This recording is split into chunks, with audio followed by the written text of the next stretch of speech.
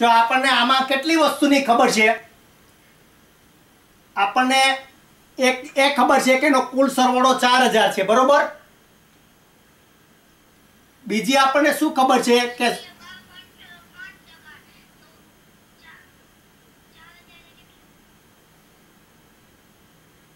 ના આપણે એટલે બરોબર, એટલે 100% હોય તો કુલ રૂપિયા 4000 થાય, બરોબર. પણ આપણે કેટલા ટકા છે 100 ને બદલે? 12.5. તો 12.5 ગુણ્યા 4000 ભાગ્યા 100, બરોબર ને. એટલે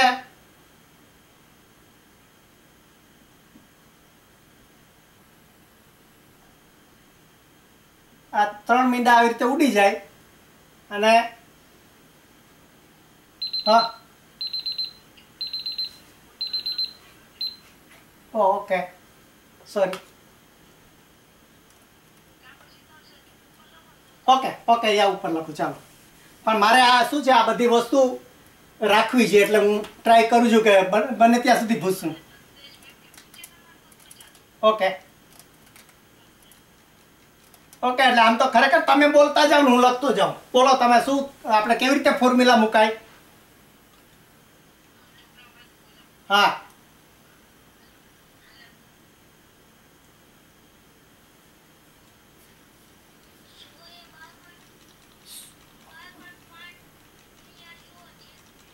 નહીં, પેલા મને આમ કે સમજાવ કે 100% હોય તો કુલ કેટલા રૂપિયા હોય? 4000, બરોબર. તો આપણે કેટલા ટકા આપ્યા છે?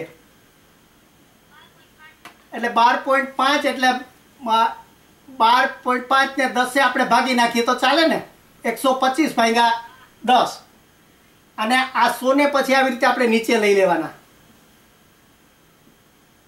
ખ્યાલ આવી ગયો?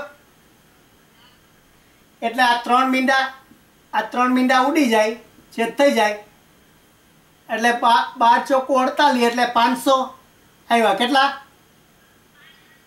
500 રૂપિયા. એટલે અહીંયા જવાબ કેટલો આવ્યો?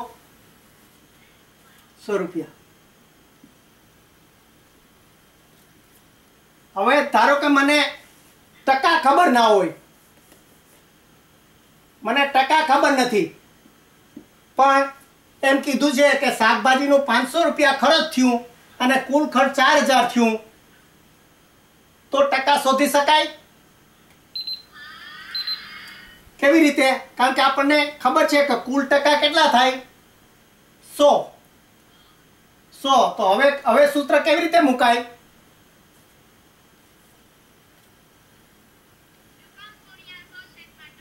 એટલે હું પેલા સમજાવતો કે 4000 રૂપિયા એ 100% થાય, તો આપણે કેટલા આપ્યા છે? શાકભાજીના 500, તો 500 રૂપિયા એ કેટલા ટકા થાય? એટલે 500 ગુણ્યા 100 છેદમાં 4000, બરોબર. એટલે આ 3 મીંડા ઉડી ગયા અને 50 ને ભાગ્યા 4, એટલે 12.5 આવ્યા, બરોબર ને. આ 12.5 આવી ગયા. એટલે હવે ખ્યાલ આવી ગયો બધાને કે આપણે અંશમાં કે ટકામાં કે રકમમાં ત્રણમાંથી જે કઈ વસ્તુ એક ન આપી હોય અને બે આપી હોય તો એનો આપણે હિસાબ કરી શકીએ. એટલે આ એક વસ્તુ તમારે કરવાની આવશે. પછી શું કરશે? પછી તમને પૂછશે કે આમાં વધુમાં વધુ ખર્ચ શામાં થયો? એટલે તમે ગ્રાફ દોર્યો હોય, આપણે જે પેલો ચાર્ટ દોર્યો હતો ને ડિગ્રીનો, કે આપણે આ અનાજ, પછી કપડાં અને આપણે શાકભાજી અને અભ્યાસ, બરોબર ને. આવી રીતે આપણે 4 કર્યા હતા. હવે આમાં વધુમાં વધુ ખર્ચ શેમાં થયું? કેવી રીતે ખબર પડી?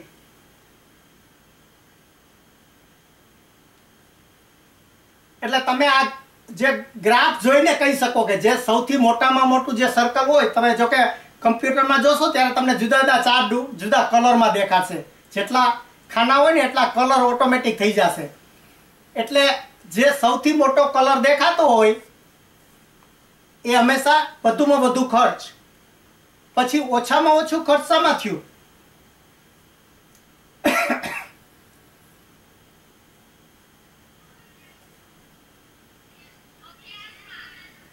અથવા તો શાકભાજીમાં, બંને સરખું, બરોબર ને? બંનેમાં 500 ખર્ચ છે એટલે બંનેમાં સરખું. એટલે તમારે પરીક્ષામાં પછી બીજું આ વસ્તુ આવશે, પૂછતા આવશે. પહેલી વસ્તુ શું આવશે કે તમારે ટોટલ કરી અને ટકા કરવાના, પછી જે ખૂટતા ટકા કે જે વસ્તુ શોધવાની, પછી આવી રીતે ડ્રો કરવાનું, અને ડ્રો કર્યા પછી તમને પ્રશ્ન પૂછે કે આમાં વધુમાં વધુ કોણ, ઓછામાં ઓછું કોણ, એ પ્રશ્ન આવશે. એટલે એના જવાબ આવડવા જોઈએ.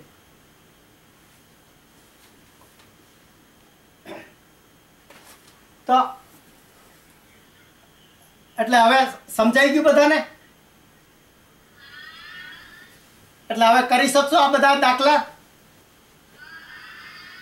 તો જો હવે એક ચિત્રાબેન કરીને છે, તમને આપણે સચિનભાઈને કે તમને ધવેશ સાહેબને મોકલશે બધા દાખલા, એ તમે ગણજો. અને પછી જો ન આવડે તો પછી પાછું આપણે પુનરાવર્તન થોડું કરશું. પણ હમણાં સુધી જે સમજાવ્યું એમાં કોઈને કંઈ ન સમજાયું એવું છે? આપણે પાય શું કામ દોરવામાં આવે છે? પાયનો શું કામ ઉપયોગ કરીએ છીએ? એટલે વર્તુળનો શું કામ ઉપયોગ કરીએ છીએ?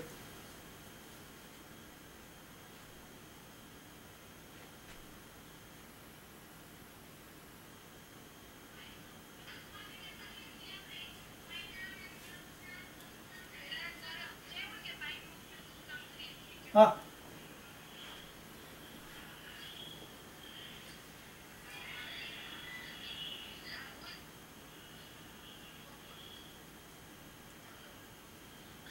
હા, બરોબર. એટલે એકબીજાની સરખામણી કરી શકાય કે કોણ વધુ છે કોણ ઓછું છે, એટલા માટે. અને બીજું કારણ એ કે આપણે પાઈમાં હંમેશા 360 જે અંશ છે એથી વધુ ના થાય, એટલે આપણે 360 અંશ દોરી શકીએ સર્કલ. એટલા માટે આપણે એનો વર્તુળનો ઉપયોગ કરીએ છીએ. અને આપણે ટકા શું કામ ઉપયોગ કરીએ છીએ?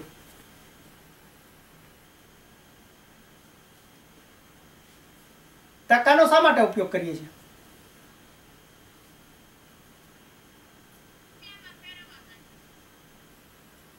એટલે ગમે તે, એટલે રૂપિયામાં ફેરવા માટે. એટલે હંમેશા જે ટકા હોય, ગમે એટલી રૂપિયા હોય, એનો મોટા રૂપિયા હોય કે નાના રૂપિયા હોય, પણ એનો સરવાળો હંમેશા કેટલા ટકા થાય? 100%. કારણ કે એ આંકડો એવો સ્થિર છે. એ આંકડો સ્થિર છે એટલા માટે આપણે એમાંથી બીજા જે ખૂટતા આંકડા શોધી શકીએ. એટલા માટે આપણે ટકામાં ફેરવીએ છીએ. અને અંશમાં શા માટે ફેરવીએ છીએ?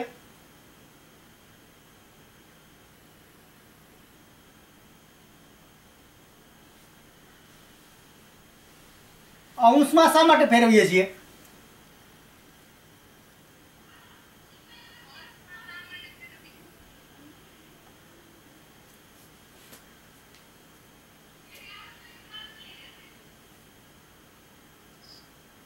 હે,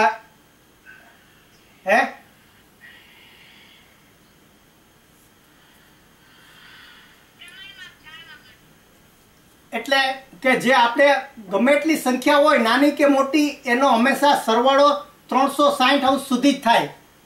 કે 360 એ આપણને ચોક્કસ આંકડો છે, એ કદી બદલતો નથી. બીજા બધા આંકડા બદલતા રહીએ પણ 360 બદલતો નથી.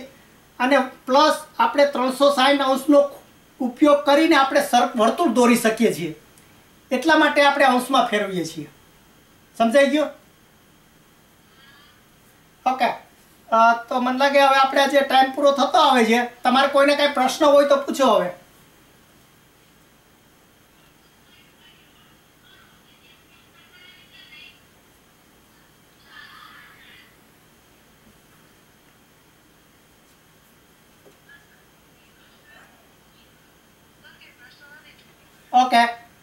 સારું, તો આપણે અહીંયા હવે પૂરું કરીએ છીએ. હવે જે આગલું લેસન આપ્યું કોઈને હજી તમને કોઈને આપ્યું નહીં હોય કે આપ્યું છે?